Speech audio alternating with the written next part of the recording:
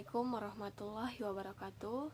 Perkenalkan, nama saya Cut Tiara Maulida Afifa. Di sini saya akan menjelaskan tentang jaringan epitel. Jaringan epitel adalah jaringan yang melapisi seluruh permukaan luar dan dalam. Terus jaringan epitel ini memiliki karakteristik. Yang pertama, jarak antar sel itu tidak ada batasannya atau membran plusnya itu saling menyatu. Yang kedua, sel-selnya duduk di antara basement membran yang memisahkan antara jaringan epitel dan jaringan saraf. Yang ketiga adalah jaringan avaskular atau tidak memiliki oksigen atau tidak memiliki pembuluh darah. Jadi bagaimana cara si jaringan epitel ini mendapatkan oksigen dan nutrisi? Caranya adalah oksigen dan nutrisi ini berdifusi ke jaringan epitel, terus kembali lagi berputar atau berdifusi lagi ke jaringan yang ada di bawahnya. Terus yang terakhir ada ada yang satu lapis saja dan ada yang berlapis-lapis. Terus ada fungsi dari jaringan epitel. Yang pertama adalah sebagai pelindung jaringan bawah seperti kulit, esofagus, rongga mulut. Terus yang kedua, sebagai penerima rangsangan atau neuroreseptor. Contohnya adalah kulit. Terus yang ketiga, sebagai penyerap zat-zat yang dibutuhkan. Contohnya adalah dinding usus. Terus yang keempat adalah sebagai penyaring zat-zat di dalam tubuh. Contohnya nefron ginjal, unit terkecil ginjal. Yang kelima ada sebagai jalan pertukaran zat. Dan yang terakhir adalah berperan dalam proses sekresi atau sekresi itu adalah pengeluaran zat yang masih dibutuhkan oleh tubuh. Contohnya itu kelenjar minyak.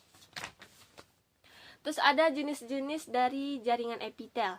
Yang pertama, jenis-jenis dari jaringan epitel ini ada 8, tapi di PPT kami ada 7, ada kesalahan sedikit. Jadi sebenarnya ada 8. Yang pertama itu ada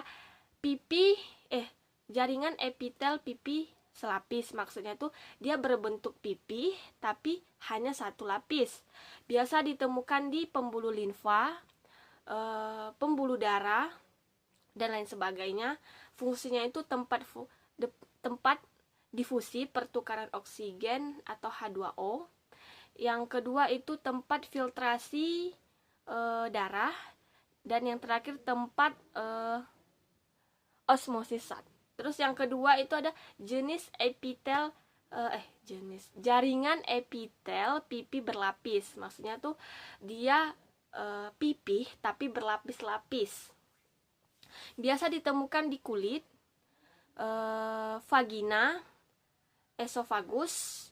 Terus fungsinya itu sebagai proteksi pelindung, menghasilkan mukus lendir, penerima impuls. Terus yang ketiga adalah jaringan kubus selapis. Yang maksudnya itu dia berbentuk kubus tetapi hanya satu lapis. Biasa ditemukan di retina mata, permukaan ovarium, nefron ginjal, dan kelenjar ludah.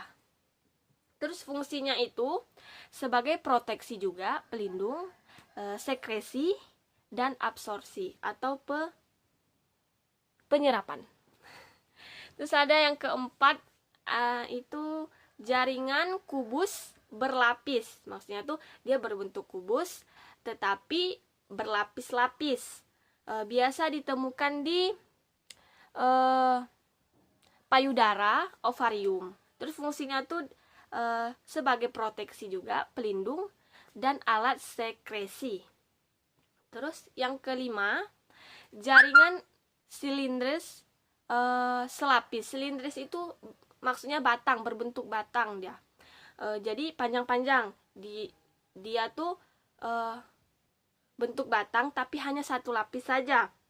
Biasa ditemukan di dinding rahim, saluran pernafasan atas, kantong empedu, dan dinding lambung. Fungsinya itu sebagai proteksi juga, pelindung, dan alat sekresi. Yang keenam itu adalah jaringan silindris bersilia. Tadi silindris itu berbentuk batang. Bersilia ini maksudnya berbulu bersilia. Ya, salah maksudnya jaringan silindris berlapis, maksudnya tuh bentuk batang tetapi berlapis-lapis. Yang keenam. Terus biasa ditemukan di kelenjar susu, kelenjar ludah, uretra, dan laring. Fungsinya itu sebagai pelindung, proses sekresi, dan lain sebagainya. Terus ada yang ketujuh, itu ada jaringan epitel silindris bersilia. Bersilia itu berbulu bulu-bulu halus, ya.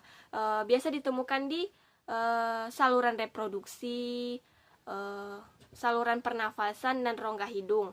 Terus berfungsi sebagai proteksi juga, pelindung, proses sekresi, dan proses pergerakan. Terus yang terakhir ada jaringan epitel transisional atau peralihan. Biasa ditemukan di saluran pernafasan, terus ada uretra dan ginjal. Fungsinya adalah proses juga proteksi atau pelindung, dan pergerakan dan sekresi. Terima kasih, hanya itu saja yang bisa saya sampaikan. Assalamualaikum warahmatullahi wabarakatuh.